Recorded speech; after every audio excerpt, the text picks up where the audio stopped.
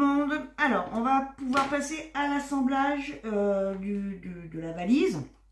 Alors, moi, j'ai déjà collé ma poignée. Donc, vous la centrez par rapport aux deux sangles, hein, à peu près. Voilà. On va commencer par les charnières. Alors, les charnières qui se présentent donc comme ceci pour ma part.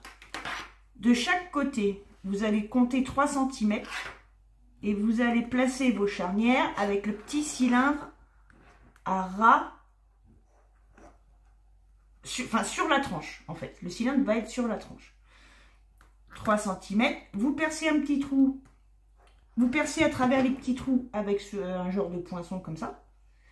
Et vous mettez des petits brades, comme ceci, des mini brades, on appelle ça, ils sont tout petits, tout fins. Voilà.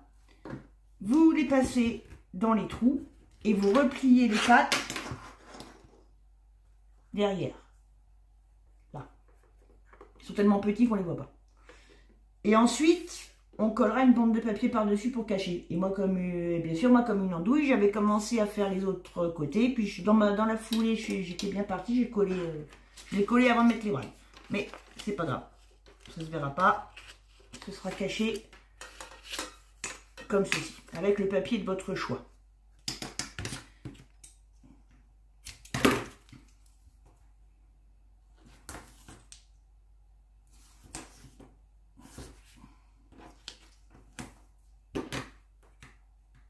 Je vais vous redonner les dimensions des bandes de papier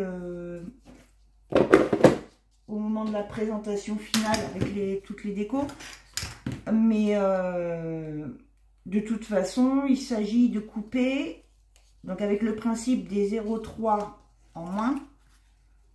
Mais reprenez vos mesures parce que vous pouvez avoir des petits écarts. De 1 mm, 1 ou 2 mm maximum.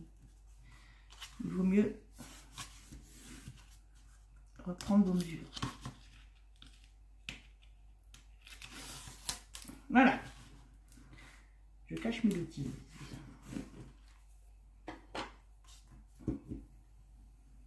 Je le sais, hein, pourtant, c'est pas la première fois que je fais ça. Mais j'étais partie dans mon... J'étais partie sur ma lancée, puis j'ai dit, oh, c'est crebleu. C'est pas bien méchant. Voilà, ça se voit plus. Voilà.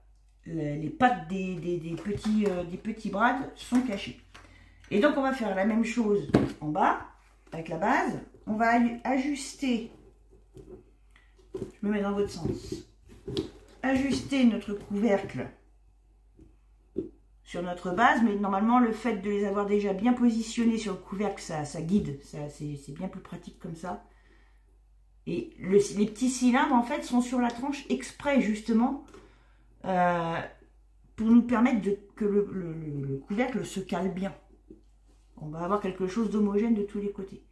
D'accord? Et là, à travers les petits trous en bas, vous faites un repère si vous voulez. Et pareil, vous percez avec le poinçon, vous placez vos brades à travers et vous repliez les pattes à l'intérieur.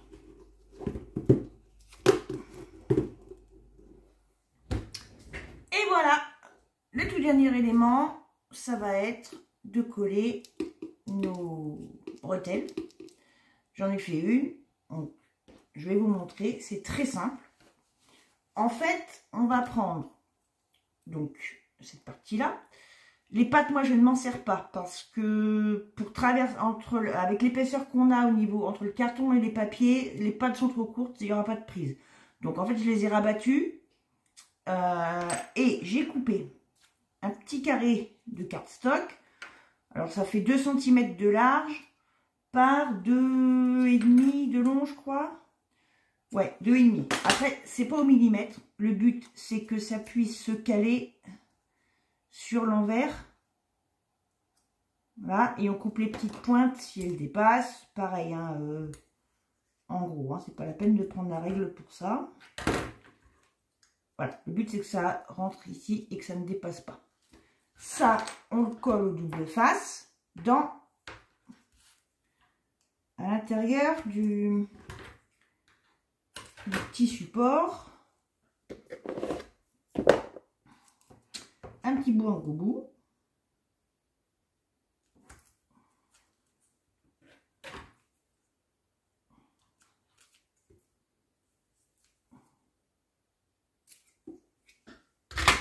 Hop, je vais le coller. Ah, ça dépasse. On va le replier. Voilà. Je viens de coller donc à l'arrière du petit support et j'appuie bien avec mes ongles, ou si vous n'avez pas d'ongles, avec un petit objet pointu ou un bout de pli, une extrémité de plioir pas trop grosse. Ça se verra pas, hein.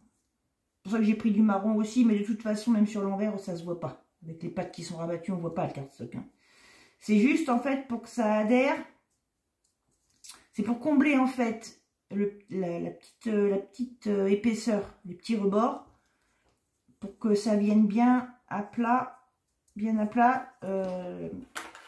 sur la valise. Et donc, on va venir l'enclencher sur notre bretelle.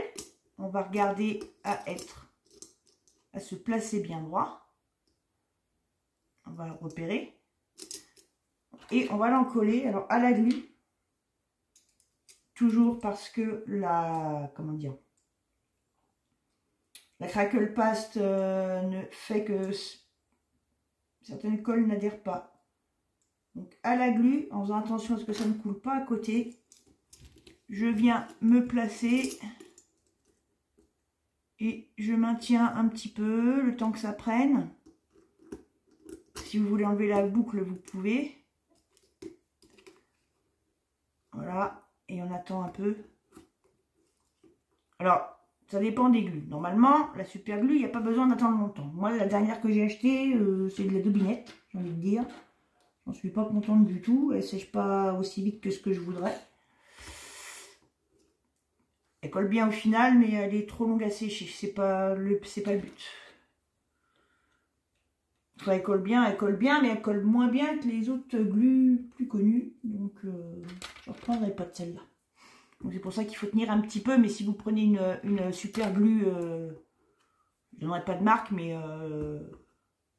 qui a pignon sur rue, on va dire, vous n'avez pas besoin d'attendre longtemps. Moins longtemps que moi. Voilà. Bon, bah par contre, maintenant, là j'ai fait exprès de mettre la valise comme ça, pour que justement, ça puisse prendre tranquillement. Voilà. Et donc, notre fermeture, bon moi je tiens encore, hein, mais notre fermeture est prête. Voilà. Et donc vous faites ça bien sûr pour les deux bretelles. Donc on va entre guillemets se quitter sur cette étape, puisque maintenant on n'a plus qu'à faire les petits détails de déco. Donc comme je vous l'ai déjà dit plusieurs fois, hein, je vais faire ça hors caméra. Donc on va faire ça et puis on se retrouvera pour présenter le projet complètement terminé. J'espère que ça vous aura plu.